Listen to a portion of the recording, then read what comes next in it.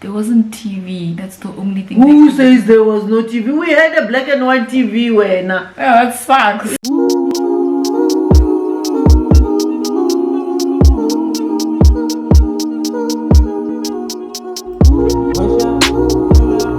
Yeah. I've got this feeling that I get to you. Welcome back to the Life of Sky with Ntsei-Sky, so flat continent, aka Petty Cash, Petty Money, Petty Cash. And today why do you always look at me like that? Because I'm looking at you, I'm like, this lady is staring at me. Okay. So today, guys, I'm back with my mom. But today's video is actually a story time because I know you guys want to be told stories. The story I'm now gonna tell involves my mom. So it only made sense. Like, she'll put in here and there. Say hi, mom. Hello everybody. Yeah, so like the story I'm gonna tell, like, she'll fakaza where she fakazas as a parent. So us and our family, like usually Kari 31, we spend our New Year's at church, right? But like growing up, it's always compulsory, but when you get to a certain age, like, it's not really, you're not forced to go. So my older brother was at that age, so at some point we started leaving him behind and going to church for New Year's without him. So Mina, as his sister, I would always text him, right? So this is one year where we went to church, and then my brother would always tell me, when you guys come back, you must text me when you guys are on the way. So I'd be like, oh, okay. I don't really think too much about why I should text him. I just concluded on my own that he's probably doing his own things at home. That's why he needs a heads up. Are you sure you are telling the truth right there? That you didn't know? I didn't. Yeah. You're doubting me now. No, like, I actually didn't know. Like, I wouldn't know his plans. Like, you know, it's no, stay behind, I'll just have a braai with my friends. That's what he always says every year. I'll have a braai with my friends. But it was only on the back of my mind that I concluded that this guy probably does his own things. But he would never tell me, even me. He just says, just tell me. Sharp, we go to church, we leave him behind, and then we get to Kempton Park. Remember, they were in the parking lot. So then while we're in the parking lot, I actually get a phone call from some people that I go to school with. They call me, they're like, hey Ntsei, how are you? Like, come out, we're by your house. And I'm confused. I'm like, me? No, I would never invite people to my house. Like, are you sure? Like, maybe you've been drinking the whole day. He's like, no, I'm by your house. Like, I'm looking for you here. But I didn't think about it too much because I was just confused. And you know, it's the 31, like, people are crazy, you see. So then I let it go. We go to church, we have a great time. Praise the Lord, hallelujah, amen. I'm with my mother and my father. Spirit-filled. Tongue-talking karaboshia hababasha. You know, casting out the spirits in church. So clearly, while we're praying for my brother's well-being, and now he's sharp, church finishes, and that's something like I would have this thing of like texting him, since that's like what he would ask me to do. But this particular year, my battery died in the middle of the service, you see. So this time around, I couldn't really call or text him.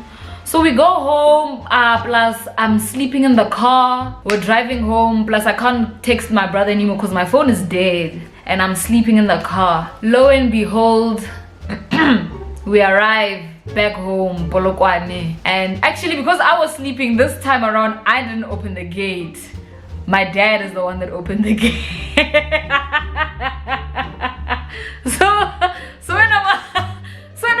So when my dad is opening the gate, like, I'm now waking up because now we're home. When we're opening the gate like this, there's a guy that just walks past, like, actually it was electronic. Really, at the time? Yes, it was electronic when your dad opened, and then it just like zzz. So when the gate is opening like this, there's a guy that just walks past the car. And he's looking at us like, Evan, who are these people? And now we're looking at him like, who's this guy? In our yard. In our yard. Like, it's 10 in the morning. 10 a.m. 1 January in the morning, and there's a strange man in our yard. So while we drive in and we look at the rest of the yard, because we have a chill area, while we look to the left, there's a whole group of men, no shirts on. The garage is open, because you know we used to do a lot at church, so the church sound system is being used. My brother threw a party, the church sound system is there, and all I'm thinking is, oh my gosh, this day is about to end very late. After it sunk in, I don't know what you were thinking when you saw those guys. Well, for a moment, I thought it's his friends, you know. They were just chilling.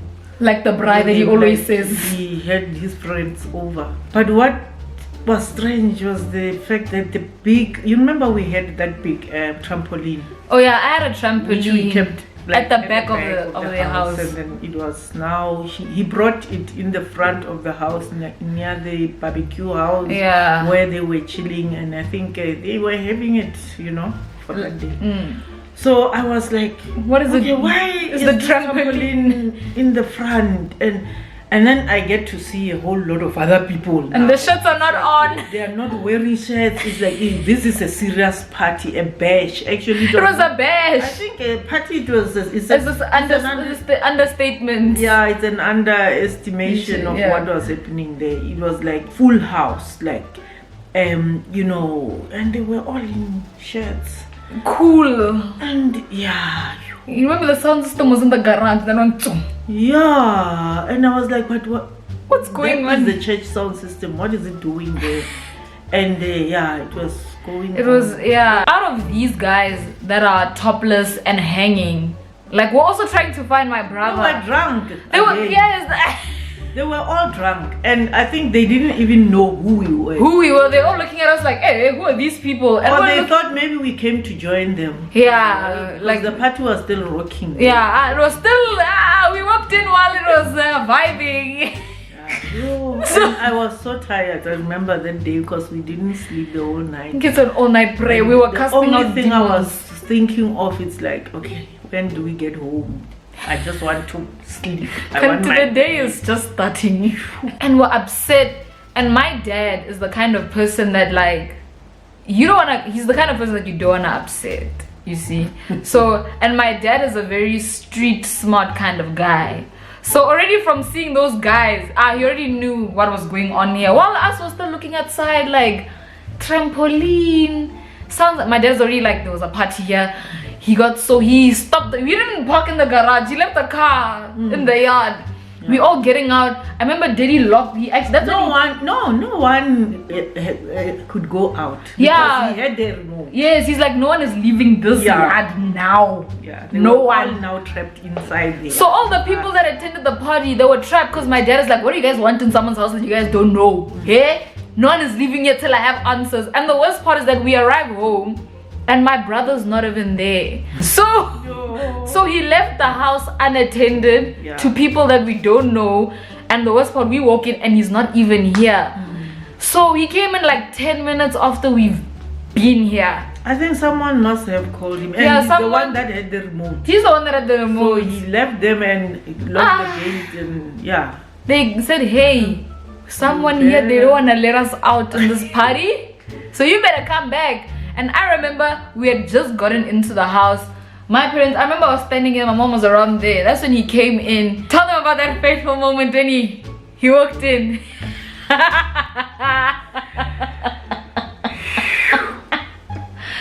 He came in and he was like, hey mom. Hey mom. Like the house is not on fire right now. He was drunk. He was like, oh, hey mom. Hey mom. I was like, oh no. Everyone is high, everyone is drunk, everyone is equipment, and my dad has a big camera, like a big photography camera. They took out that Goomba camera. They were taking pictures, were drunk, were drinking. They messed up the house. My mother's furniture, my father's camera. Like, my parents were now, my dad was angry. What the hell's going on? Let the Jesus Christ, hallelujah. it was finished at that time. By the time the thing is that every time we walk into the house, like everything was in a terrible state. Remember, even like the couch, the outside thingy for the egg chair. Yeah, no, they really messed. I think they were vomiting or Yeah. they were like it was rough. It was bad. And terrible. we come here, even this And stuff it was out. Smelly. Yeah, I mean, there was a lot of alcohol. They spilled on the floor. It was, you know, stains all over. Like every room had, you know. yeah, I remember I was like, and the thing is, I'm walking in and I'm like, you know what? You know when you're a sibling and your sibling is having their day? You ran away, didn't you? Go next door. Listen. I saw the situation. I'm gonna get there. I saw the situation. I was like, this is not something I can partake. Because it's very awkward when you have a sibling and your sibling is in trouble and like, because I remember it's because he knew. No, you know your. What was it going? Yeah, I knew what I was like. Here, my brother. There's nothing I can do. There's even my mom, because my mom was usually the kind of person that like, she's like, guys, let's calm down. Nah, no, even that day she couldn't even control herself. I lost it. She lost it. I actually remember you standing there. And remember when Tsapo said, no, mom, I'll clean up. Yeah, he's like, no, I'll clean. And my mom was like, Mom, no, at first you were forcing. You're like, no, today you're gonna clean it in. And then you watched him, you're like, he's drunk. How is he going to clean when he's drunk? Yo, that day I almost strangled him. Yeah. How you were taking him back to where you found him. I remember I walked in. I'm like, you know what? Let me see somewhere where I can sit and be natural. Because the thing about my parents, they like when they're angry, they can be a bit explosive. So I'm sitting here, plus like the table and even the inside furniture is rearranged. I go to my bedroom. I can see people have been hanging in my bedroom. There's clothes on the floor. I mean, I don't even want to think about what could have been happening in here. So then I took the clothes that I found and I'm like, let me go put this in my brother's room. So then and my parents are in the living area, so no one is with me there. So I open my brother's room and let me put the stuff on the bed. When I open it, there's a guy in the bed.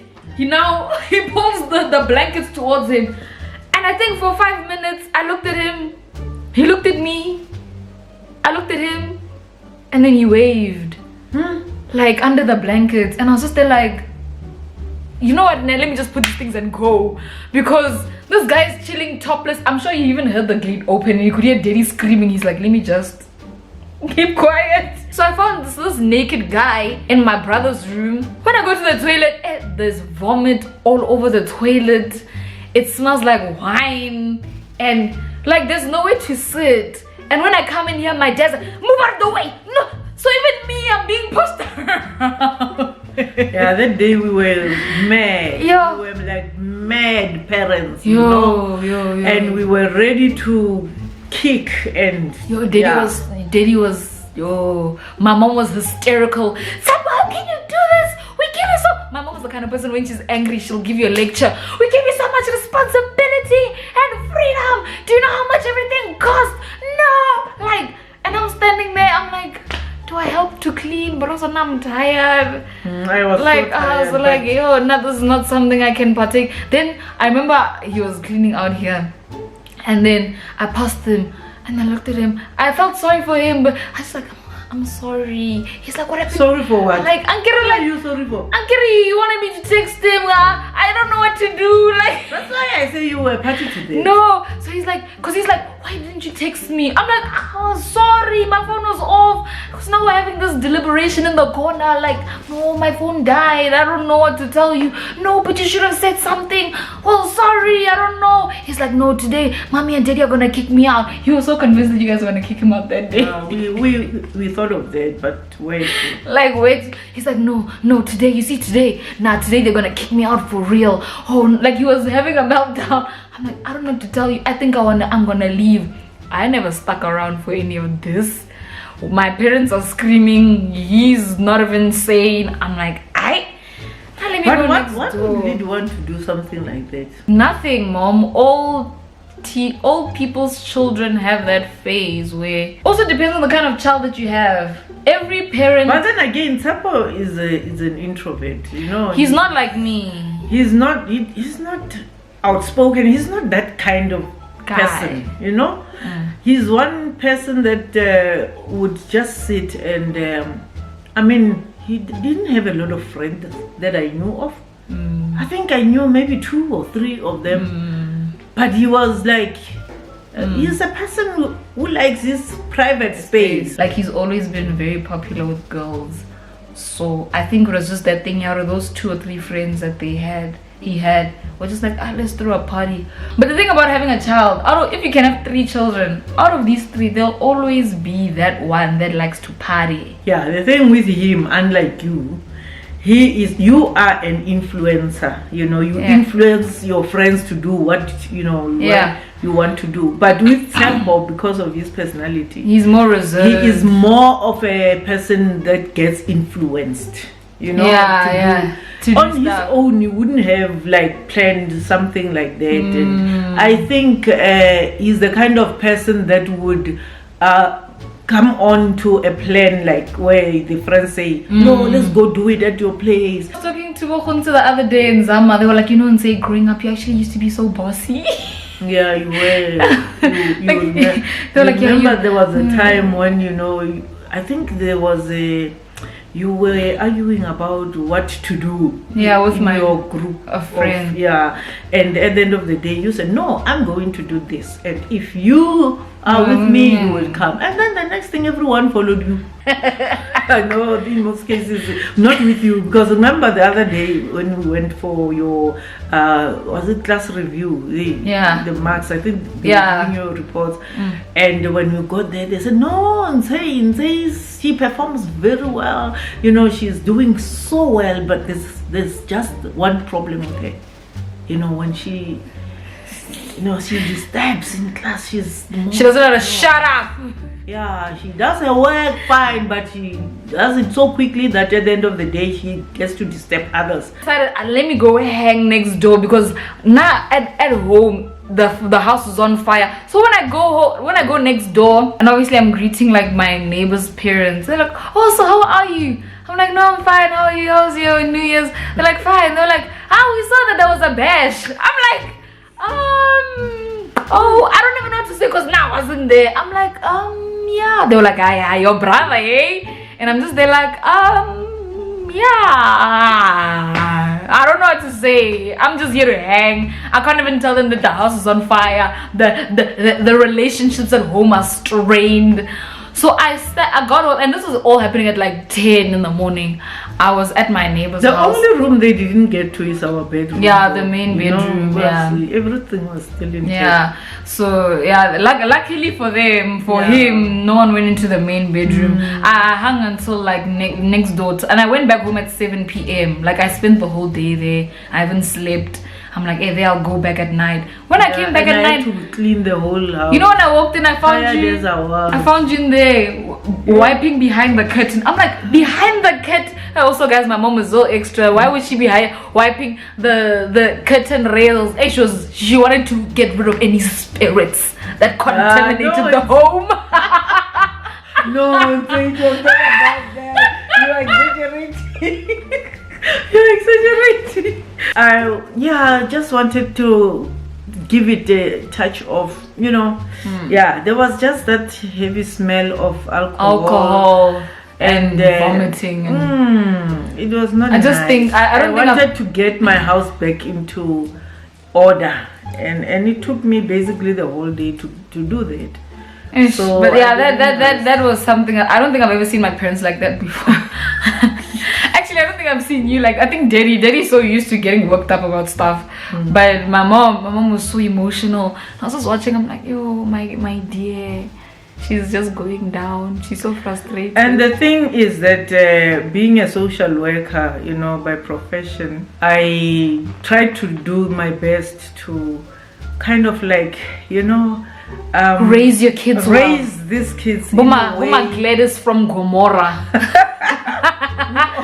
trying to instill, you know, those Yeah. ethics in them, and it doesn't work. You know, you can Really. raise a child and put your effort, and the child decides to go their own way. Yeah, I realized that, you know what, the fact that you are a kind of like a people's person, you are a social scientist, and you seem like you, not like you seem like, but you you are. are, because it's your profession to help people to live right, you know, and there's that assumption that When you've got it your together. family, your kids have lined up or will line up, you know, but it doesn't work like that, you know.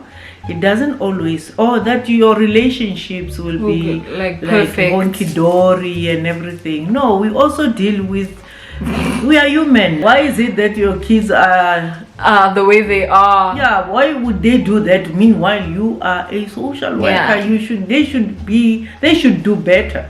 But it's not like that. So I'm just trying to show that they are normal kids and they will do whatever that others are doing. But what is important as well is to have a way of talking issues out through. Yeah. Talk through. They will act out of line. They will do all that. Like the time with me and Ntsei-Sky. The nonsense that other people also do, but of importance is that you don't sort of like condemn them Yeah. forever. Like, yeah, I will never ever, trust you. Yeah. Never ever. So Yeah. we were tempted not to trust him, and we didn't trust him for quite some time. Which is obviously part of life. Yeah, but we also had to kind of like realize, peer pressure. Unlike Unlike Ntsei, she's not easy to influence in the wrong direction. I think that's also what makes it suck a bit, like personally, because like now when I get in trouble, like 9 times out of 10, like my parents, I can't blame someone because 9 times out of 10, like there's a high likelihood that this was my idea. Yeah, So and I think that's also Most what makes it. cases. I think that's also what makes it more embarrassing. Like usually I feel like I'm even more embarrassed because I can't be like, oh, this is Khun's fault, and then like they know like, oh, is that No. child making my child like this? No. So usually I'm the one that's like, so and say you really thought, like the time when they called you at school because I was doing that stuff. Yeah, I knew That's so and I think that's also why I was so embarrassed. in most cases when they call us because you've done something wrong or whatever, we know that in most cases she was not influenced. She's the one that initiated all this, Who do you actually think is the one that's more naughty, like between me and Tsepo? I hope your answer is Tsepo. I think you are both naughty. It's just that you have a way of showing it. You show it differently. We catch you out quite quickly because you talk a lot. Unlike that one, He can push 3 years. Yeah. Under the radar. In actual fact, I think he did throw a party the previous year. But then he was he it's cleaned 'cause out the house it was- before we actually arrived because you phoned him while we were still on the way. Like you don't have to say it like that. Like, You phoned him and you must have told him, oh, now we are at we're at Kranskop. we are at Kranskop. And then he said, we don't have much time. Then they cleaned up the. Then when we arrived here, I remember in the private lounge, I saw a stain on the couch. And I was like, but this stain was not there before. Really? And I tried to figure out what kind of stain is this. And, but... Oh, it didn't click and then you let it go. And because- everything came the full picture the next year. Yeah, I tried to imagine. And then I asked him, Tsepo, were you with some people in here or what? Then he said, no, Skoko came. Yeah. No, Skoko visited me for a while. We just chilled in here. We were just sitting in here. I was like, why were you not sitting in the TV room? Because no one hangs in there. Because in there it's a private lounge. it's private. Why were you sitting there? But I was like, okay, fine. Tsepo, you can really trust him, like, Hence the name. because it's the way. Tsepo, you can tsepa him. Yeah. You can really trust him, and they can. And Tsepo's believable, hey? If you can say, no guys, today If it out. were not that we caught them, Yeah. I'm telling you, And the worst part is that they took pictures. Like there's some like in Diddy's camera, Diddy found pictures, tap on them smoking, like blowing clouds into the air. That was the day that you found out that he drinks, man. For a parent to come back to a house like that, I mean, your heart can just stop. Yeah. And the parenting skills were put to the test. Serious, no. But yeah, ish guys, I don't want to put you guys through that again. Any kind of trouble. We won't do that. It's too late. We are wiser now. We are wiser parents. And we now take a long trip. We plan, okay, what are the risks? Okay. So we're not giving you a chance to do that to us. We've learned the hard way.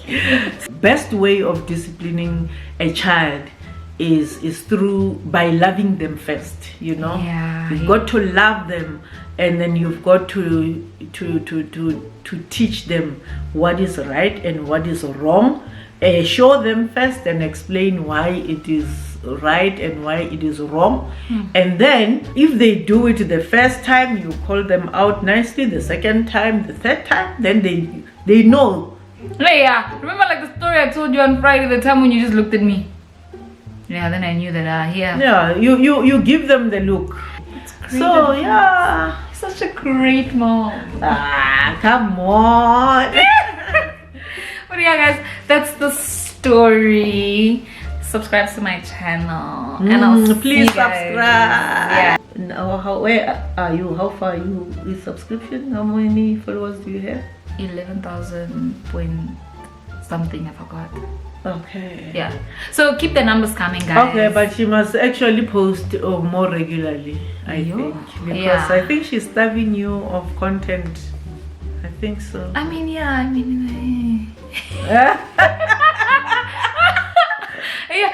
right, but like, how big are gonna be on me? Yeah, your mom is right. Yeah, your mom's not gonna like this. You haven't posted. You're giving them more reasons. But I'm back now, guys. Okay. Yeah. I'll see you guys next time. Bye.